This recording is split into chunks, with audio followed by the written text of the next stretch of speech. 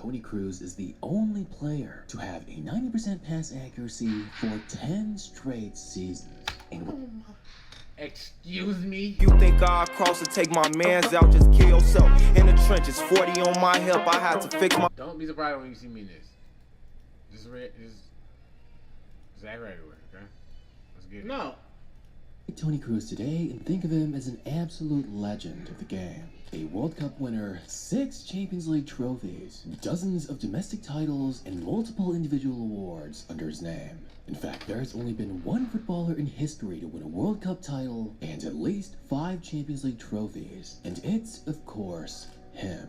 But there was a time when Toni Kroos, even for as quality as he was at a young age, was absolutely disrespected and underappreciated. It's almost insane to think that a youngster with the footballing intelligence and skill he had would get that sort of treatment. Because just as he was becoming a rising star, he simply asked Bayern for a slight increase in his wages. But he wasn't just told no.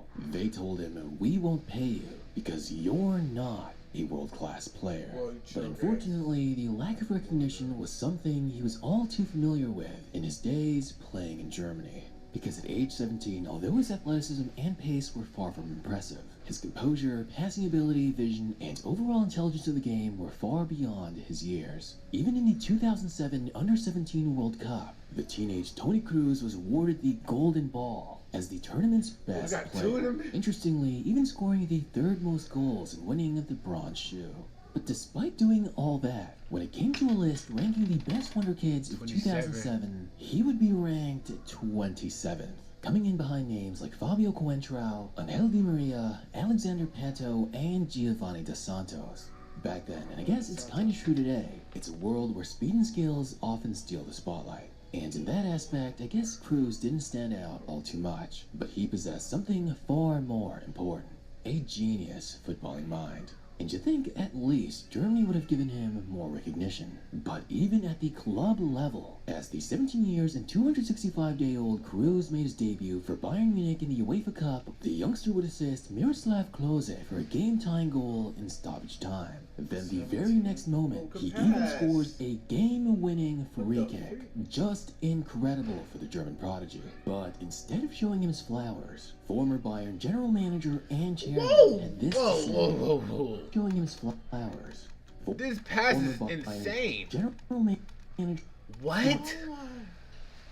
How would it be the goalkeeper picking that up? Or anybody else would probably kick it to him or something, but that shit rolled like a freaking bowling ball or something. What the freak? And chairman had this to say instead. Wie bitte? Wissen Sie, wer heute Matchwinner war? Lucio. Ja? Okay. Der war der beste Mann am Platz. Weltklasse. 1 mit Sternchen hat er heute gespielt und nicht der Toni Kroos. Lassen Sie den schön mal runden. Das ist nicht gut, wenn man die Jungen so hoch jubelt. Ja, okay, den Freistoß, aber den Freistoß werden wir 2 auch noch schaffen, oder? But the disrespect would only continue further. Toni Kroos looked boy. Feel like a chick, to be honest.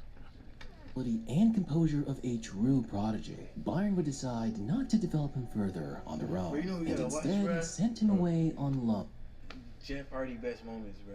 Oh, Jeff Hardy, bro. Out of nowhere, bro. Jeff Hardy do be doing the absolute most, yes, bro. I know that they're jumping off 50-story decided buildings. not to develop him further on their own, and instead sent him away on loan to Bayer Leverkusen.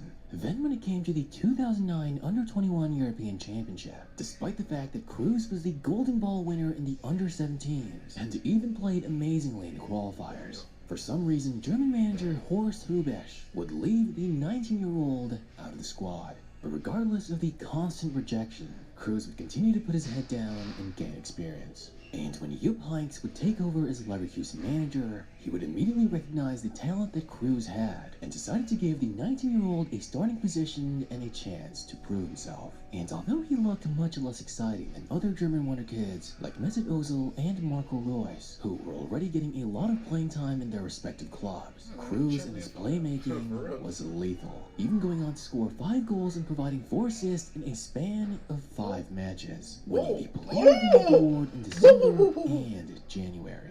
When his loan to Leverkusen came to an end, Kroos wanted to go back to Bayern and prove that he had what it took to start for the historic German Giants. Jupp Heynckes would soon join Bayern as their new manager, and naturally, he would name Kroos as a regular starter. Not due to favoritism or anything, but solely based on his ability. Because Kroos was the perfect embodiment of a sniper on the pitch. Because as you know, a sniper doesn't need to move much. He just needs to set his mark and hit the target. And when it came to passing, Kroos knew how to zip the ball through the pitch with speed, precision, and yet somehow know the perfect amount of weight to hit the ball to get it where he wants it to go. Plus, his ability to understand and read his teammates' movement is just so underrated. He knows how and when to send them the perfect pass every time. But his nickname as a sniper didn't only apply to his passing. Because when it came to shooting, he had a mix of both ferocity and a carefully placed aim. And his shot had range. And it was always a sight to watch him play those balls. But like a sniper, Kroos wasn't just spamming them all game, just to try to force a play. He chose his figurative shots wisely. He took his time and built a play and possession. While he wasn't the best dribbler or particularly quick, Toni Kroos, even at a young age, was so hard to press, simply due to the fact that he was always aware of his opposition and teammates' position, having an incredible understanding of the spacing on the pitch and knowing where to move the ball. But perhaps that's why in Germany, Kroos was seen as a very boring player. He's famously known in Germany as Kehrpass Toni, which literally means side passer Tony, or in English, side pass merchant Tony. And while it is true he does do a lot of that, yeah, sometimes it might be boring, but it's all necessary to find an opening for that perfect sniper-like shot that breaks through the opposition. Because Kroos never had to use insane close-control dribbling like Iniesta, Xavi, and David Silva, or use a lot of long balls in the air like Xabi Alonso. Nor is he like a hybrid mix of what I mentioned, like Kevin De Bruyne is. He simply zips the ball through the ground with a single sniper-esque pass, and that did all the damage. And in Bayern, together with Bastian Schweinsteiger playing a bit more defensively, winning the ball back and helping maintain possession, plus Thomas Müller always going out to find space as an outlet, Kroos was able to dictate Bayern's tempo and waited for the perfect moments to break the opposition's formation with his passes. His first season as a full starter, playing 51 matches for Bayern at just 22 years old, his presence on the midfield providing 7 goals and 19 assists, despite how young he was a huge factor in helping Bayern make it Whoa, that ball was drifting. That bit was drifting. Factor in helping Bayern make it all the way to the Champions League final, where unfortunately they would lose to Chelsea in penalty shootouts. But things weren't looking good for Kroos, as Jupp Heynckes would decide to give him an even more crucial role, playing upmost in a 3-man midfield, and tasked to fully orchestrate the attack. That season, Bayern were looking absolutely unstoppable. But unfortunately, in the Champions League quarterfinal against Juventus, Kroos would receive the worst injury of his relatively healthy career, which would put him out for the remainder of the season. And with the last few weeks of the season coming to a close, Bayern would eventually go on to win every possible title and achieve their iconic 2012-2013 treble. And although he was injured towards the end of the season, he was still without doubt one of the most important players on the squad. But yet he still didn't get much appreciation. In fact, he was taken for granted by most fans, and even Bayern's management themselves. But this was nothing new.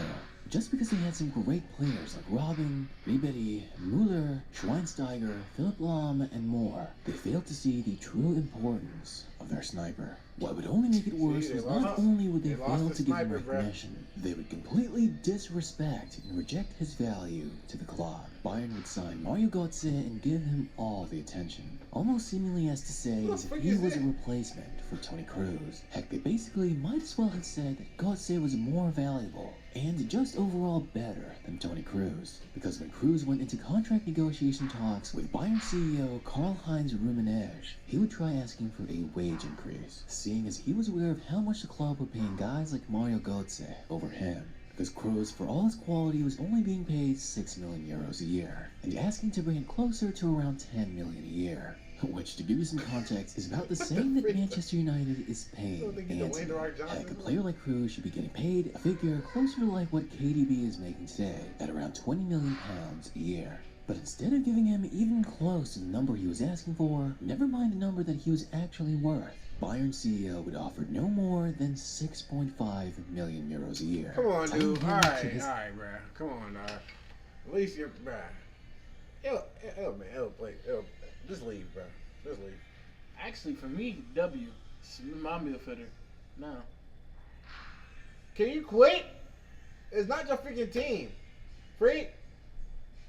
You freaking quit. This right here. This is why no team can really sign me right now because I need $1 billion.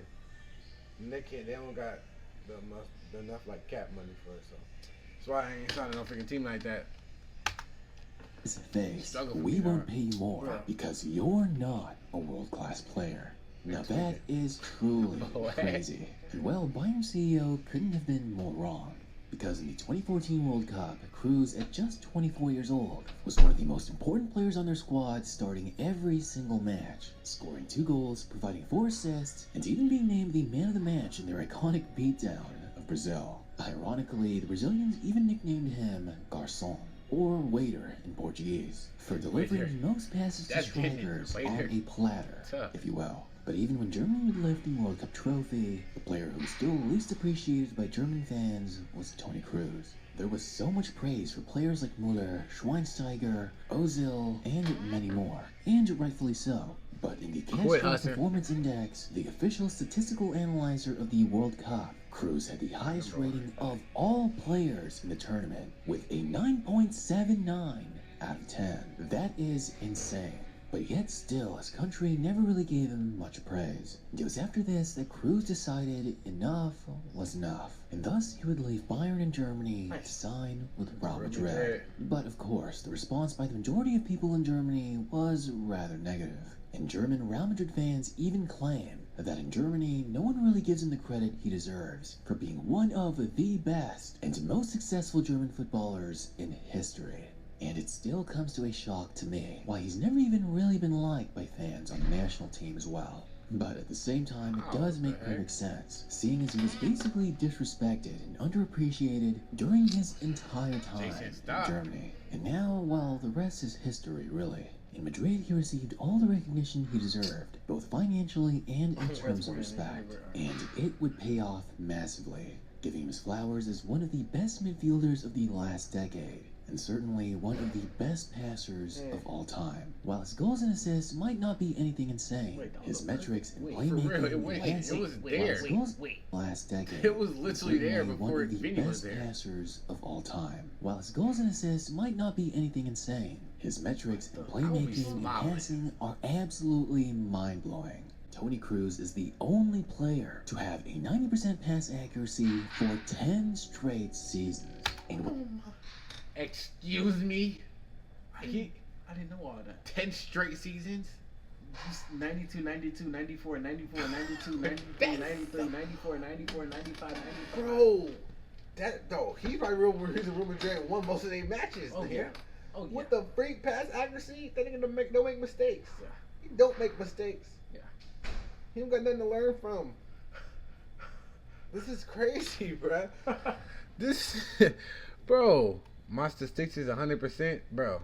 And the other 5%, the players wasn't in the right place, bro. No, for real, it was their fault. more crazy than They those thought it 10 wasn't in. seasons. Except for one, his accuracy has basically been increasing every single year. And I know there are haters out there that'll say, well, he's just a side passing merchant after all. But still, you can't deny that Toni Kroos is definitely one of the best passers the game had ever seen. Besides and me. What better way to end his career by saying goodbye while he's still at the absolute top Kroos, by the way. of football. And since 2010, I have to put him up there as one of the best midfielders to ever step onto the pitch, right alongside guys like Iniesta, Xavi, Modric, David Silva, Xabi Alonso, and Kevin De Bruyne. And while you might think I am missing out on quite a few names, these are a class of truly top-level midfielders who performed at a world-class level for the majority of their careers, going down forever as a true midfield legend.